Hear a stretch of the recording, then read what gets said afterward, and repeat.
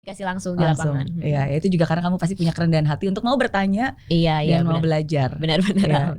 Ya, kalau di hidup aku selalu bilang biasanya 3 hal. Yang pertama tuh butuh kemauan dulu.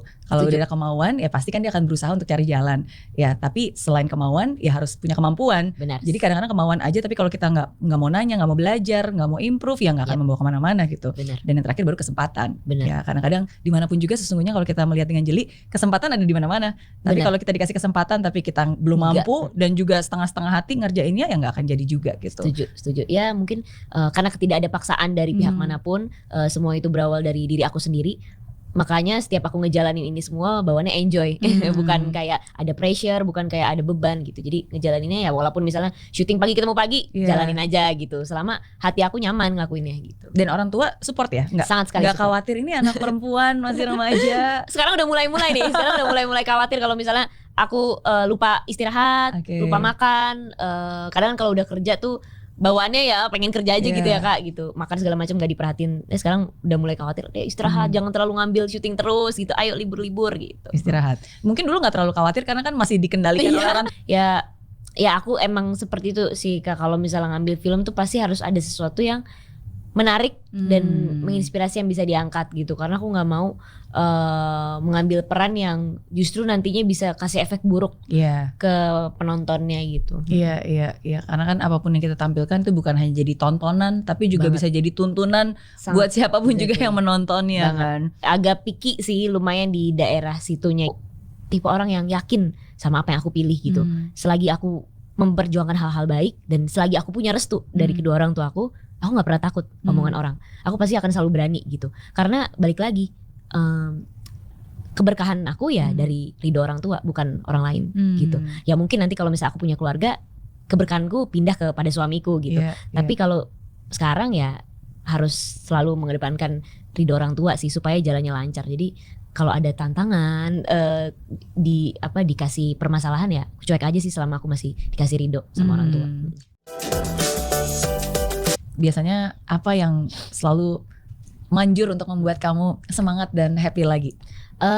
Yang membuat aku happy lagi ya semangat dari orang terdekat pastinya, sama keyakinan diri aku gitu. Karena satu, walaupun kita juga nggak bisa berharap sama orang banyak gitu ya, terkhususkan juga orang tua juga kadang sometimes kita juga nggak bisa berharap banyak sama mereka berdua ya. Balik lagi ke diri aku pribadi harus kuat gitu.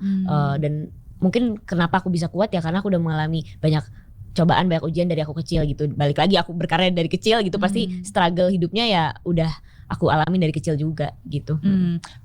Pernah gak sih kamu ngalamin, saya nyebutnya pengalaman spiritual ya. Pengalaman spiritual itu bisa apapun sehingga ya kadang baik itu pertolongan tidak terduga atau mungkin sesuatu yang di luar nalar manusia tapi ternyata Tuhan izinkan terjadi, apapun itu. Apa pengalaman spiritual yang pernah kamu alamin? Pada saat COVID sih. Pertolongan tidak terduga atau mungkin sesuatu yang di luar nalar manusia tapi ternyata Tuhan izinkan terjadi, apapun itu. Apa pengalaman spiritual yang pernah kamu alamin? Pada saat COVID sih Kak. Pada saat COVID, pada saat tahun 2020 di awal tahun, tepatnya di bulan Januari, setiap orang apalagi khususnya anak-anak muda pasti punya planning gitu kan. Nih setahun ke depan mau ngapain, 2 tahun ke depan mau ngapain, 3 tahun ke depan mau ngapain. Udah aku list satu-satu. Aku mau kayak gini, aku mau kayak gini, mau liburan, mau syuting, mau ambil project apa segala macam. Terus tiba-tiba blast COVID. Gak bisa, gak ada hal yang bisa aku lakuin gitu selain aku berdoa dan ikhtiar gitu atas apa yang akan terjadi ke depannya gitu.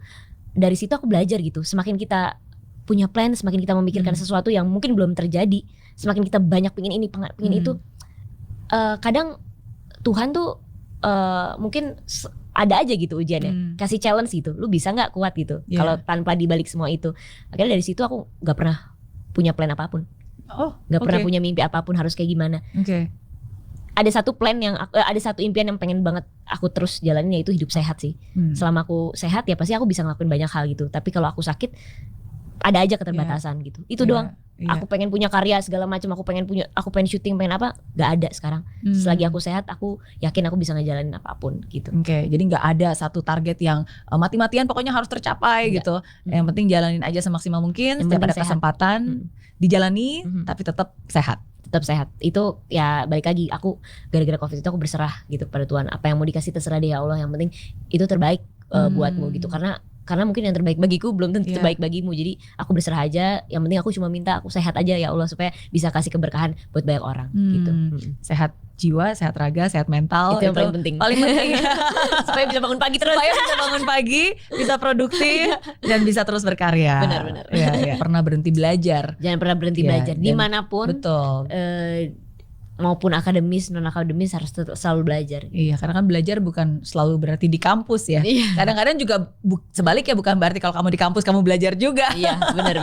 Jadi yang penting mindsetnya selalu belajar dimanapun lah, kapanpun juga. Benar. And there's never too late kan. Kadang-kadang ada juga mungkin siapa tahu pas usia 30 tahun nanti tiba-tiba kuliah ilham gitu. Kayaknya pengen kuliah boleh nih waktu yang gitu tepat ya. untuk lanjutin. Who knows kan. Bener. Ya, pengen sih. Berikan banget. Apa pelajaran paling penting yang pengen kamu bagikan hari ini? Ikhlas sih. Ikhlas. Karena menurutku ikhlas tuh penting banget gitu. Aku selalu bilang gitu bahwa apa yang sudah ditakdirkan kepada diriku, walaupun mungkin dari usia aku sangat-sangat masih muda sekali gitu, tapi aku yakin gitu setiap orang tuh pasti udah dituliskan takdirnya masing-masing ke arah mana gitu, mau kemana. Jadi kita tinggal berserah aja gitu atas apa yang Allah kasih. Lebih baik kita mengedepankan sifat ikhlas dibanding sifat baik, karena orang baik belum tentu ikhlas, tapi orang ikhlas pasti baik. Gitu sih. Apa sih kok kamu bisa sebijak ini di usia kamu masih muda? Mungkin apa yang sudah aku alami gitu ya. Aku kecepatan punya masalah dari kecil. Mungkin siapa yang biasa sering kasih nasihat? Ayah atau ibu? Papa atau mama? Papa mama ya. Dua-duanya sih gitu. Tapi kalau papa mungkin lebih diem gitu ya. Aku belajar ikhlas justru dari papa sih gitu. Dia kayak kalau ada orang yang jahatin, kalau ada orang yang baik, selagi kita benar ya udah gitu. Santai aja gitu. Nggak usah terlalu dibalas gitu. Jahat jangan dibalas dengan jahat. Kalau mama tuh lebih mengedepankan etika sih. Jadi kalau aku misalnya telat gitu, marahnya minta ampun gitu, telat datang segala macem. Cuman kalau ikhlas segala macem tuh lebih ke papa gitu. Santainya, cueknya lebih ke papa. Oke. Ya tapi senang